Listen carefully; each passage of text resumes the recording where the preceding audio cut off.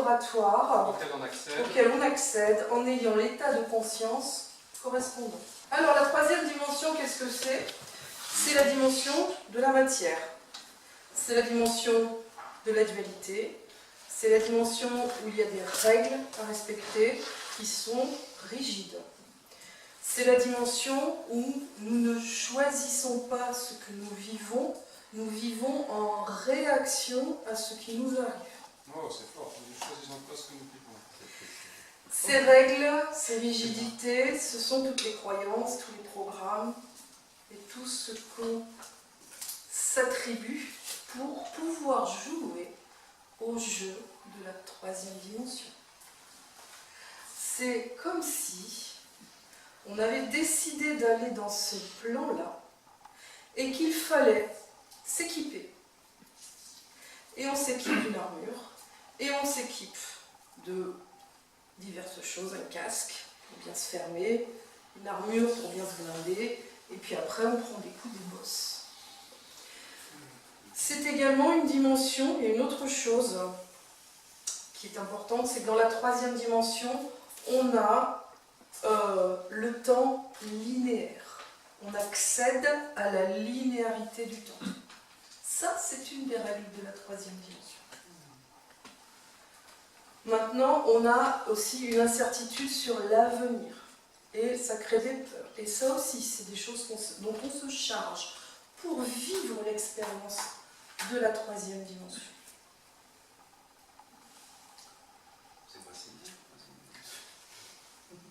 Maintenant, la quatrième dimension. La quatrième dimension, elle est chargée des pensées que nous avons créées en troisième dimension. Et elle est aussi chargée des rêves. C'est une dimension qui est seulement transitoire.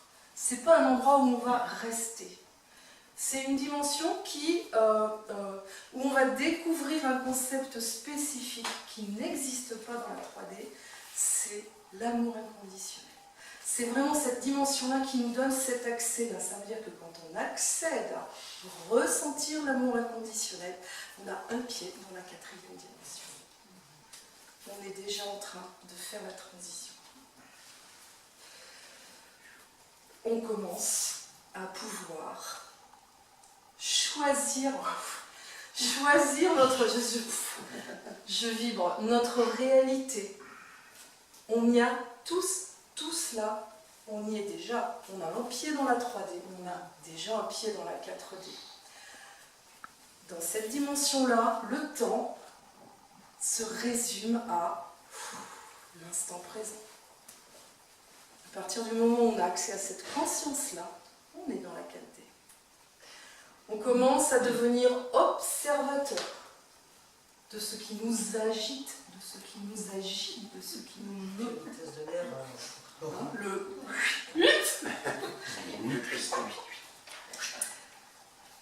Et on commence à avoir du détachement. Puisqu'on peut être observateur, on sort de cette chose qu'on est pour pouvoir la regarder. Là, on est dans la 4D. Ceci dit, ça ne se fait pas forcément avec beaucoup de douceur. C'est un peu une machine à laver. C'est un gros tambour où on est bien bousculé pour pouvoir faire quoi? Eh bien, casser la cuirasse, casser l'armure, tomber les armes, retirer le casque. Soit on l'accepte, et c'est facile, soit on comprend qu'on se cramponne encore, et là, ça devient plus difficile. Mais je vous rappelle que c'est seulement un état transitoire. Poser les armes, poser l'épée. Voilà.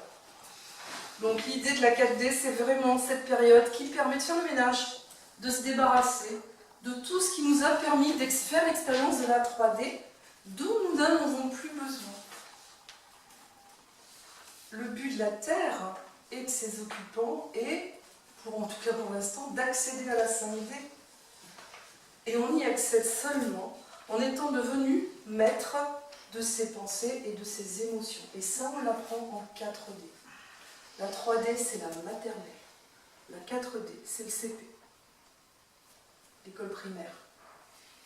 Pour accéder à la 5D, qui est vraiment qui sont les classes supérieures. Alors, la 5e dimension. La 5e dimension, c'est le règne du pouvoir de l'intention. La création est instantanée. On y a un petit peu goûté en 4D, à la création instantanée. On peut constater qu'il y a des pensées qu'on a, dont la matérialisation se manifeste tout de suite. Alors, les feux au vert, les places de parking, mais aussi, je manque d'argent, poum, d'un seul coup, poum, t'as les impôts qui te font un arriéré ou des choses comme ça. C'est vraiment... Voilà. En 5D, il n'y a pas d'effort à fournir. Tout vient à vous, à nous, facilement. Il suffit de le penser et c'est là.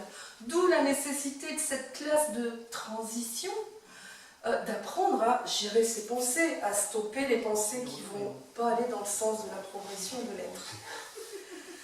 Les créations, ce ne sont pas des créations dans la forme, ce sont des créations dans la lumière, dans les couleurs, dans les sons, avec les formes géométriques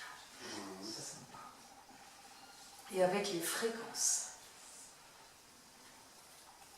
Voilà ce que c'est la 5D. Alors maintenant, quelle est notre responsabilité? Toutes les limites, les jugements, les peurs que nous nous imposons pour rester dans la 3D, c'est des poids qui nous y retiennent et qui ne nous appartiennent pas. C'est pas à nous. Nous ne sommes pas nos peurs, nous ne sommes pas nos croyances, nous ne sommes pas nos limites. Nous sommes l'illimité qui se cache derrière. Ce sont seulement les illusions. C'est juste l'équipement dont j'ai eu besoin pour m'amuser à ce jeu de la 3D. Donc ça m'amuse, j'y reste, tout va bien. Dès que ça commence à... Non, vraiment ça, c'est pas possible. Hop, on peut commencer à changer. Mais chacun est responsable de son propre nettoyage pour augmenter sa vibration. Chacun est responsable de sa vie, de ce qui lui arrive. On ne peut pas forcer quelqu'un à évoluer s'il n'a pas envie. Ça, je l'ai vraiment compris là pour le coup. Pour conclure, vivre dans les dimensions supérieures, c'est un choix. Et pour nous aider, nous avons un outil magique, formidable. C'est la méthode des 2 points. Pour que cette transition, ce passage, cette montée en vibration puisse se faire en douceur, avec légèreté et avec le plus de facilité possible en fonction de là où nous en sommes.